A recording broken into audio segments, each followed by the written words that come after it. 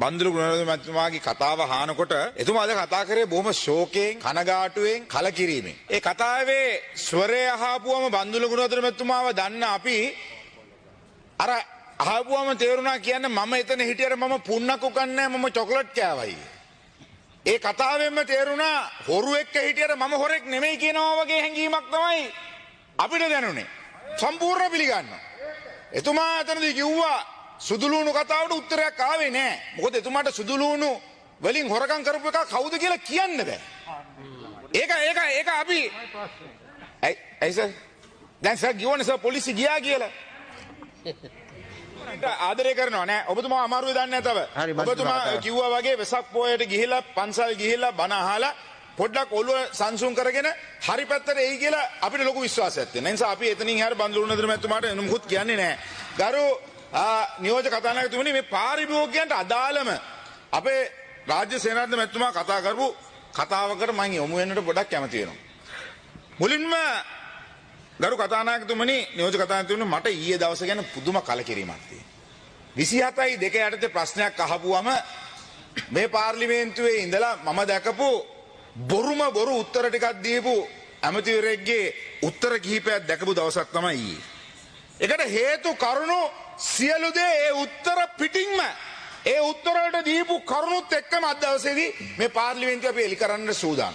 මේක පාරිභෝගිකයට අදාළ දෙයක් ගරු බන්දුරු ගුණවර්ධන ඇමතුමනි. මේකට මුලින්ම මම කියන්නම් අපේ රටේ දැන් අද තියෙන ලෝකේ යුද්ධ දෙකක් තියෙනවා. ඒක තමයි ෆිසිකලි අපි කරන යුද්ධ සහ සයිබර් යුද්ධය. සයිබර් යුද්ධය මේ ලෝකේ දැන් පිළි අරගෙන තියෙනවා ෆිසිකල් අවි ආයුධත් එක්ක මිනිසුත් එක්ක හැප්පෙන යුද්ධයට වඩා භයානකම යුද්ධ තමයි සයිබර් වෝ කියන එක. ඒ නිසා තමයි ලෝකේ ටෙක්නොලොජි තාක්ෂණයත් එක්ක යනකොට මේ සයිබර් සිකියුරිටි කියන එක පිළිබඳව ඩේටා ප්‍රොටෙක්ෂන් දත්ත ආරක්ෂා කිරීම සම්බන්ධයෙන් ලෝකේ විශාලව කියලා තියෙනවා. මට මේ ගැන කතා කිරීමේ අයිතියක් තියෙනවා ICT සම්බන්ධයෙන් ඔය කියන NRM එක සම්බන්ධයෙන් ගිවිසුම් ගත වෙන 2018 දී මමයි ICT සම්බන්ධයෙන් බාර හිටපු අමාත්‍යවරයා. මේක පල් අමූලික ලැජ්ජ නැති බොරුවක් කිව්වා. මේවා තමයි නියම වෛරස්. ඔය ඩේටා වලටත් වෛරස් ගහනවා. දැන් මම කියලා දෙන මේ රටටත් වෛරසයක් ඇතුළු වෙලා තියෙන්නේ මේ ආණ්ඩුවේ වෛරස් එකෙන් එක කොටසක් තමයි මේ වෛරස්. මේ වෛරස් එකේ මූලික වෛරසය මම කියන්නම් ගරු නියෝජ්‍ය කතානායකතුමනි. ඒකට මූලිකම හේතුව තමයි මේ മന്ത്രിතුමා මේ ඇමතිතුමා කිව්වා ඊයේ දවසේදී ලංකාවේ චන්න ජයසුමන කියන මන්ත්‍රීතුමා කිව්වා ඇමතිතුමා කිව්වා අපි මේ ENMR කියන සිස්ටම් එක හරියන්නේ නැහැ ඩිජිටල් ක්‍රමය හරියන්නේ නැහැ පරණ ක්‍රමයට යන්න ඕන කියලා නොදකින් ලෝකේ රටවල් ඩිජිටල් කරනවා අපි යනවා ගල් යුගයට අපි යනවා පසුපස්සට අපි කියනවා නෑ අපි ගන්න ඕනේ ඩොකියුමන්ට් වලින් අරින් අතින් අරන් ඇයි ඒ කාපිය හොරා තව අතින් ගන්න ඕනේ ඇයි ඒතොර ලියකියවිලි හදන්න පුළුවන් මොන ලෝකෙද ලැජ්ජයි යන්නේ ඇමරිකාවේ බොසා ගමේ ගිහිල්ලා බොසා මේ දවස්වල ගමේ ගිහිල්ලා ඇවිල්ලා තියෙනවා බොසා ගමේ ගිහිල්ලා නිව්යෝක් වල යන්නේ NVP මොකද NYPD කාර් මී ගාලා යනවා ඉස්සරහින් ඇමරිකාවේ CIA එකෙන් දොර අරින්නේ යන්නේ හැබැයි මේ කියනවා නෑ අපි කරන්න ඕනේ ඩොකියුමන්ට් වලින් අතර ගන්න ඕනේ ඩිජිටල් නෙමෙයි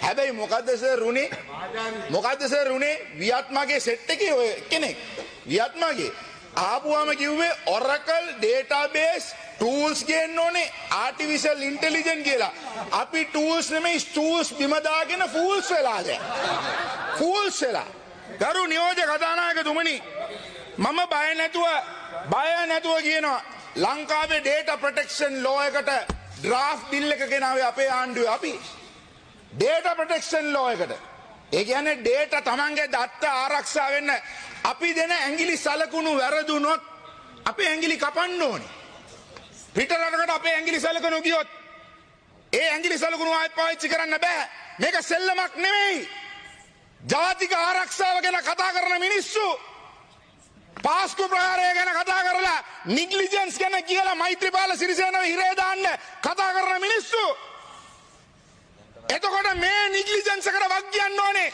චන්න ජයසුමනයි මේ ආණ්ඩුවයි නෙමෙයිද මේ කතා කරන මේ ලිය කියවල ගැන මම කියන්නම් කරු කතානායකතුමනි. මොකද්ද මේ ප්‍රොසෙස් එක? මොකද්ද මේ ප්‍රොසෙස් එක?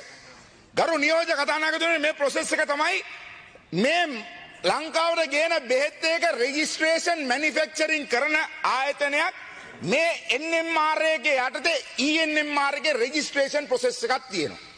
මේකට මැනුෆැක්චර් කරන ලෝකල් හෝ එහෙම නැත්නම් ෆොරින් කම්පැනි රෙජිස්ටර් වෙන්න ඕනේ. මේ කොච්චර හොඳද විනිවිදද ඩිජිටලි කරන්න ඕනේ නිකන් Tamanටල මචං මෙන්න ෆයිල් එකට රුපියල් 50000ක් තියෙනවා මේක දාලා වැඩේ කරපන් කියන ක්‍රමේ නෙමෙයි. මේක තමයි දියුණු තාක්ෂණ තියෙන ලෝකේ කරන ක්‍රම. එහෙම තමයි අපි පිළිගත්ත ලෝකයේ මිනිස්සු හැටියට පිළිගන්නේ. එහෙම කරනකොට US එකේ FDA approval තියෙනවනම් එහෙම නැත්නම් යුරෝපියන් යූනියන් එකේ යටතේ GDMA approval තියෙනවනම් local fees exempted. එහෙම තමයි ලස්සන පිළිවෙලක් තියෙන ක්‍රමයක් මේක. රුපියල් ඩොලර් 20000ක් ගන්නවා මේ රෙජිස්ට්‍රේෂන් ප්‍රොසෙස් එකට. මේ ප්‍රොසෙස් එක ඇතුලේ ගරු නියෝජ්‍ය කතානායකතුමනි ඒ ෆැක්ටරිය හොර ෆැක්ටරියක්ද? ඒකේ දෙන බෙහෙත් එකේ ක්වොලිටිය මොනවාද? එහෙම ෆැක්ටරියක් ඇත්තට තියෙනවද? ඒ මුළු ප්‍රොසෙස් එකම වෙට් කරනවා. ඒ වෙට් කරන ප්‍රොසෙස් එක තමයි ඔය ඩිජිටලි ENMR එක තුලින් වෙන්නේ. දැන් මෙයා කියන හැම වෙන්න එපාලු ෆයිල් ක්‍රමයට යන්නලු. මරු බඩුව. මාර වියත් අලෝ. මරු වියත්. මාර වියත් ලෑන්ඩ් රෝවර් රෝම නෙමෙයි ගන්න පුළුවන් පවුල් පරම්පරා 8කට විතර. ගරු නියෝජ්‍ය කතානායකතුමනි. ගරු නියෝජ්‍ය කතානායකතුමනි. මේක හොඳට අහගන්න. දැන් ප්‍රොෆෙසර් චන්න ජයසුමන ප්‍රොෆෙසර් වෙච්ච කෙනත් මම හිතන්නේ මනුසනානක් කර කියනකො පස්සේ කියන්නේ. මේ ගරු නියෝජ්‍ය කතානායකතුමනි සෙප්තැම්බර් මාසේ ඉඳන් කිව්වා මේක සෙප්තැම්බර් මාසේ 2019 ඉඳන් ජූලි මාසේ 9 වෙනිදාන් තිබ්බ දත්තයි ඉරේසුනේ කිව්වා. ඔන්න බලන්න කිව්වා පට්ටපල් බොරුව ආ. මෙන්න මම මෙතුමාගේ කතාවම ගන්නම්. මෙතුමාගේ ඊයේ හැන්සාඩ් කතාවෙන් මම මේ කියන්නේ. මෙතුමාගේ කතාවෙන් මෙතුමා කියනවා ගරු විපක්ෂ නායකතුමනි මම මේ කෙටියෙන් පැහැදිලි කිරීමක් කරන්නම්. මේ මැකිලා තිබෙන දත්ත මොනවද කියලා බොහෝ දෙනෙක් අහනවා. ඇත්තටම මේ පද්ධතියෙන් ෆයිල්ස් 5925 මැකී ගොස් තිබෙනවා. පෙනුමෙන් නැති කර තිබෙනවා. ඒ ෆයිල්ස් 5920 3117ක් 153ක්ම තියෙන්නේ සාමාන්‍ය ඔස්සල් සාමාන්‍ය ෆාමසි රෙජිස්ටර් කරපු අදාළ ලිපිගොනු. ඒවා ලියාවදිංචි කිරීමේ අදාළ ලිපිගොනු. ඒ වගේම තමයි පේටන්ට් අයිතිය තිබෙන නිව් කෙමිකල් එන්ටිටිස් වලට අදාළ ලිපිගොනුවක් මේ මැකී තිබෙන දත්ත තුල නැහැ. මොකද බුද්ධිමය දේපල වශයෙන් අපි සලකන්නේ විශේෂයෙන්ම පේටන්ට් අයිතිය තිබෙන දත්ත සහ ස්ථානයේ තිබුණාද නැද්ද කියන කාරණායි.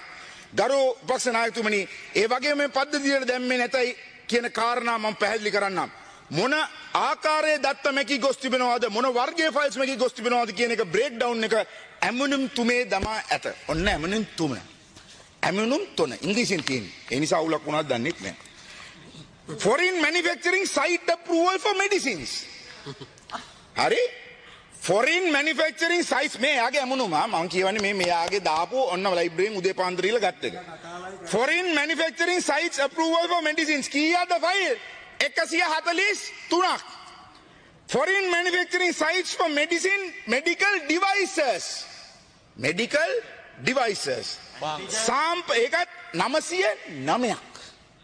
Sample import license for medicines 462ක්. හරි ෆාමසි වල එක තියෙනවා 153ක්. ඒ මේ ලියලා දීපු ඒවා කියවන්න එපා ලොක්කා.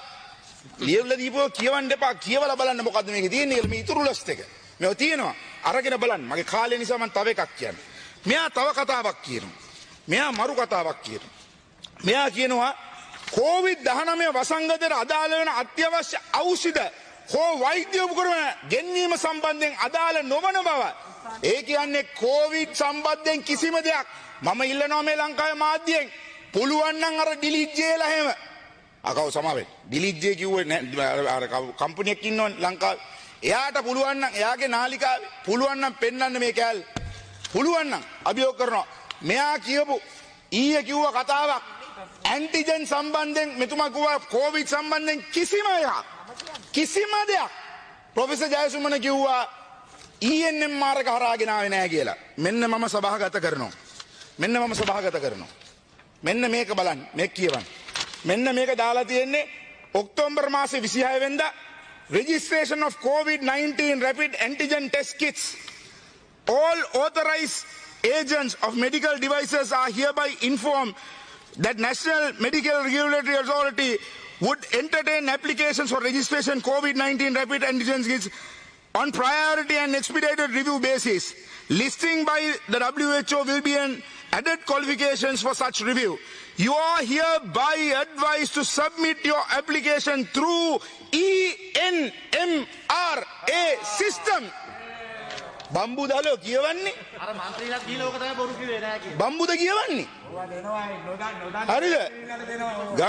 ගරු නියෝජ්‍ය කතානායකතුමනි ගැටලුව මේකයි. එපික් සමාගම තමයි මේ ලංකාවේ කෝඩ් ඔටෝමේෂන් සිස්ටම් එක කරන්නේ. ඩිජිටල් ID එක කරන්නේ. ඉලෙක්ෂන් රිෆෝම් සිස්ටම් එක කරන්නේ. ඉමිග්‍රේෂන් එක කරන්නේ. බැංකු පද්ධතිය කරන්නේ. RMB එක කරන්නේ. මම තව එකක් කියන්නම් ගරු කතානායකතුමනි. දැන් සාමාන්‍යයෙන් කම්පියුටර් සිස්ටම් එකක් ගැන දන්න මිනිහෙක් ඉන්නවනම් මේ සිස්ටම් එක දැන් මේගොල්ලන් ඔපරේට් කරන්නේ Linux කියන සිස්ටම් එක. මේ Linux කියන සිස්ටම් එක තුල මම ඔබතුමාට කියන්න ඕනේ මේගොල්ලන්ගේ මේ සිස්ටම් එක එසේ සිස්ටම් එක නෙවෙයි ඒක තමයි ඔපරේටින් සිස්ටම් එක. මේ Linux එකේ Fedora කියලා තියෙනවා එකට. Linux Fedora කියලා කියනවා. මේ Fedora කියන සිස්ටම් එක හෙතම කොම්ප්ලිකේට් අපි Windows කියලා කියන සිස්ටම් එක වගේ සිස්ටම් එකක් නෙමෙයි. මේකේ කොමාන්ඩ් එකක් ගහපුවම නිකන් delete අර අපි පොඩි කාලෙම ඉගෙන ගන්න නැත්නම් shift control delete කියලා ගහපුවම delete වෙනවා ෆයිල් එක. shift control delete නෙමෙයි. delete J කියලා ගහපුවම සමහරට delete වෙනවා සමහර ඒවා. delete J කියලාත් ගහන්න පුළුවන්. හැබැයි delete J නෙමෙයි මේක. control shift delete කියලා ගහපුවම සාමාන්‍යයෙන් දන්න දේ delete වෙනවා. හැබැයි මේ Linux system එකේ delete කියලා ගහපුවම delete වෙන්නේ නැහැ. ඒකෙන් අහනවා පස් පාරක් විතර are you sure to delete? Are you sure to delete? මේක delete කරන්න සුදුසුද කියලා පස් පාරක් විතර අහනවා. එතකොට මේ පොර පිස්සෙක්ද පළවෙනි පාර වැඩ කරන එකද එහෙම පස් පාරක් අහදිත් අනේ කරපන් කියලා ඔබන්නේ. ආගරු අන්න මිනිස්සු අහනවා මගෙන් ඒ මිනිස්සු කොහිද ඉන්නේ කියලා. දැන් මේකට අල්ලගත්තේ එපික් එකේ CEO-ව. දැන් මේ පුද්ගලයා ඩිලීට් කරපු පුද්ගලයා එක පුද්ගලයෙක් ගරු නියෝජ්‍ය කතානායකතුමනි. ඒ පුද්ගලයා ওই පාස්වර්ඩ් එක දීලා තින්නේ 4 දෙනාටයි. ඒ පුද්ගලයා රෙසිග්නේෂන් එක දීපු මිනිහෙක්. ඒ ආයතනේ මාසෙකට ඉස්සෙල්ලා රෙසිග්නේෂන් දීපු මිනිහට ඔච්චර ඩේටා තියෙන එකට ඇක්සස් දුන්නේ කවුද? ඒ මිනිහා මොන මගුලටද රෙසිග්නේෂන් දීලා යන්න යන කම්පැනි කොයිද? අන්න එතනයි ගේම තියෙන්නේ. ඒ මිනිහා යන්න යන කම්පැනි තවත් yes we can කියලා මේගොල්ලන් ගන්නේ කැම්පේන් එකක්. සර්ගේ යාළුවෙක්. මම නියෝජ්‍ය කතානායකතුමාගේ සර් නෙවෙයි. අන්තර හොඳට වියලා. සර්ගේ සර් ඇවිල්ලා. නෑ නියෝජ්‍ය කතානායකතුමාගේ සර් ඇවිල්ලා. මෛත්‍රීපාල සිරිසේනනේ. මේ මෙයාගේ සර් නෙවෙයි. ඒ සර් නෙවෙයි. නියෝජ්‍ය කතානායකතුමාගේ සර් නෙවෙයි. අනිත් සර්. ලොකු සර්ගේ යාළුවෙක්. ඒ ලොකු සර්ගේ යාළුවා තමයි සර්. දැන් මේ ඇත්තටම වෙලා තියෙන්නේ එයා තමයි මම දැක්කම ඊයේ ප්‍රදී yes we can රැට ඉන්ජෙක්ෂන් ගහලා දැන් හෙට වෙනකොට මේ ලංකාව අලුත් විදිහට එළි වෙනවා බය වෙන්න එපා ඒ කම්පැනියට යන්න එන්නේ පොර. ඒතකොට මේව සෙල්ලම් ඔබතුමාලා මේව විහිළු මේව බොරුවට කරපු දේවල් කියලා. ගරු කතානායකතුමනි මෙතුමා කියනවා කිසිම වැදගත් නැති දත්තයක් පිච්චුන්නේ නැහැ කියලා.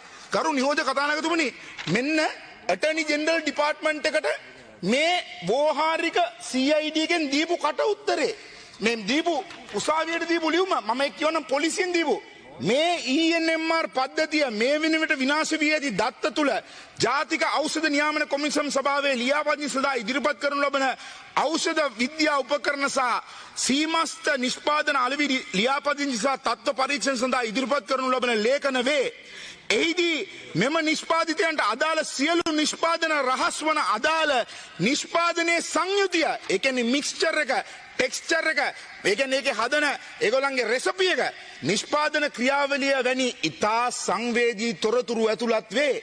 එසේම මේ වෙනකොට මොරටුව විශ්වවිද්‍යාලය හා ICTA ආයතනය සමග එපික් ආයතනයේ නියෝජිතයන් ඉදිරියේ සිදු කරන වෝහාරික දත්ත පිටිපත් කිරීමෙන් ලබාගත් ලොග් සටහන් අනුව මේ දත්තයන්ට අදාළ පද්ධතියේ ලොග් සටහන් විගණනයට පවා අවස්ථාවක් නොතබමින් සති 4ක් වැනි කෙටි කාලයකින් පවතින බව හඳුනාගත හැකි. කියන්නේ ඔබතුමාට විනාඩි 2යි තව. විනාඩි 2ක් සප්පඩම විනාඩි 2ක් විතර දෙන්න තව. මේක පොඩ්ඩක් හොඳට අහගන්න. දැන් අපි අඩුම ගානේ මොලේ නැති මෝඩන්ට කතා කරන්නේ ගරු නියෝජක කතානායකතුමනි සාමාන්‍යයෙන් ගරු නියෝජක කතානායකතුමනි සාමාන්‍යයෙන් ඩයලොග් එකේ නියෝජක කතානායකතුමනි ඩයලොග් එකේ අපේ ටෙලිෆෝන් බිල ඩයලොග් එකේ කවුරු හරි අපේ ටෙලිෆෝන් බිලට ලොග් වෙලා මගේ ටෙලිෆෝන් බිල කවුරු හරි බැලුවොත් මගේ ටෙලිෆෝන් බිල බලලා තිබ්බොත් ඩයලොග් ආයතනට අපි කම්ප්ලේන් එකක් කරොත් අපේ ටෙලිෆෝන් බිල බලපු එක කවුද කියලා ඩයලොග් එකට හොයන්න පුළුවන්. ඒ වගේ දැන් මේ පොලිසියෙන් කියන්නේ මම නෙමෙයි මේගොල්ලන්ගේ CID අපිට කරදර කරන මේගොල්ලන්ගේ CIDෙන් කියන්නේ ඒ CIDෙන් කියනවා ඒගොල්ලන් ඒ දත්තත් මකලයි කියලා. හරි ඒ කියන්නේ කවුද මේකට ඇතුල් වෙච්ච දත්තත් මකුවයි කියලා. දැන් මම දන්නවා හොඳටම එපික් ආයතනයේ අයිතිකරුවෝ විලා එපික් ආයතනයේ අයිතිකරුවෝ විලත් නයන දෙහිගම කියලා හොඳ මහත්තයෙක්. එයා තමයි ලංකාවේ වැඩිම එක ලංකාවේ බැංකු විශාල ප්‍රමාණයක සොෆ්ට්වෙයාර් හදලා තියෙන්නේ මේ මහත්තයා. එයාට ලොකු ප්‍රශ්නයක්. මේක එතුමා කරාද එතුමාගේ සේවකයෙක් කරාද එතුමාගේ සේවකයෙක්ව ලංකාවේ ඉන්න ලොකුම ව්‍යාපාරිකයෙක් කරාද කියන එක ප්‍රශ්නයක්. මට තියෙන තව ලොකු ප්‍රශ්නයක්. මේක තමයි ගරු නියෝජක කතානායකතුමනි ලොකුම කැතම ලැජ්ජ නැති වැඩේ තමයි මේ මහත්තයා අපේ කවුද මේ ජයසුමන මහත්තයා කිව්වා මේක අපේ කාලේ මෙතුමා කරපු හොරකම් වහන්න අපි අයින් කරගත්ත කියලා. දන්නේ කවුද බං ඔය කතා කරන්නේ? නෑ දෙන්න മന്ത്രി කෙනෙක්ද කියලා බැලුවේ. ගරු නියෝජක කතානායකතුමනි මෙච්චර වැදගත් දෙයක් නියෝජක කතානායකතුමනි මෙච්චර වැදගත් දෙයක් කියනකොට අහගන්න තේරෙන්නේ නැත්නම් හරි පාපයක් මේ රටට.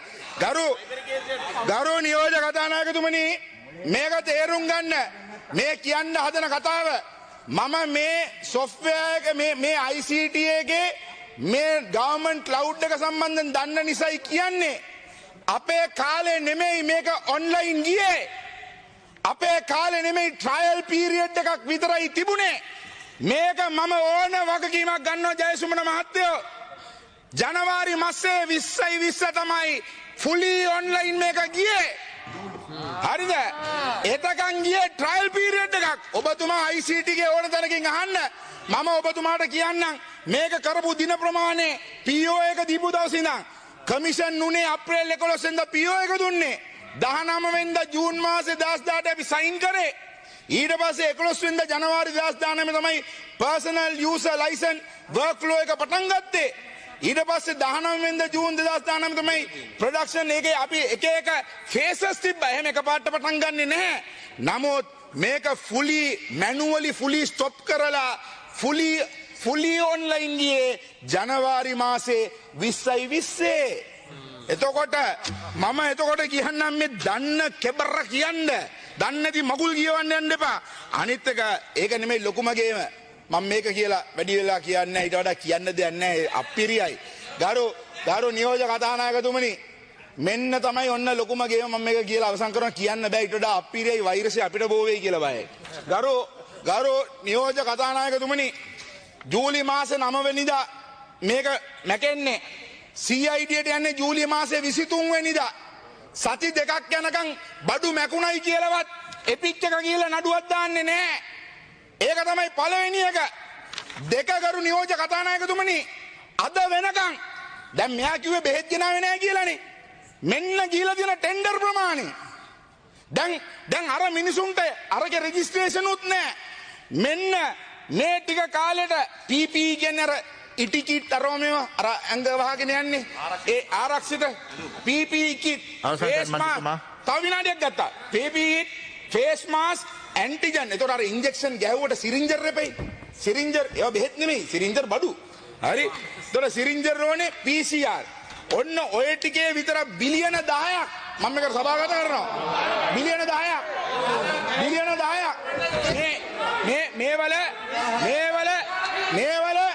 මේවල ටෙන්ඩර් අංක මේවල නම් මේවා පෞගේ මේවා බෙහෙත් නෙමෙයි. ගරු කතානායකතුමනි මේ මහින්සක මිනිස්සු 12000ක් මරනකොට මුන් මේ ගාන ෆේස් මාස්ක් එකෙන් මේ ගාන හැම දෙයකින්ම හොරා කරන වෛරසෙන් කොමිසම්බු කරන තිරිසන් පරාජාතියක් කියන එක බය නැතුව අපි කියනවා. ඒ නිසා මුන්ට හෙන හතම වදින්න ඕනේ. හෙන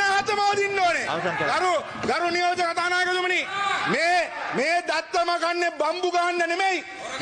මේ රටක ඕන ලෝකනයක මිරා වෙන්න ඕනේ. අපේ ෆෝන් එකේ අපි ෆොටෝ එකක් ඩිලීට් කරොත් ඒක යනවා ඩිලීට් අයිටම්ස් වලට.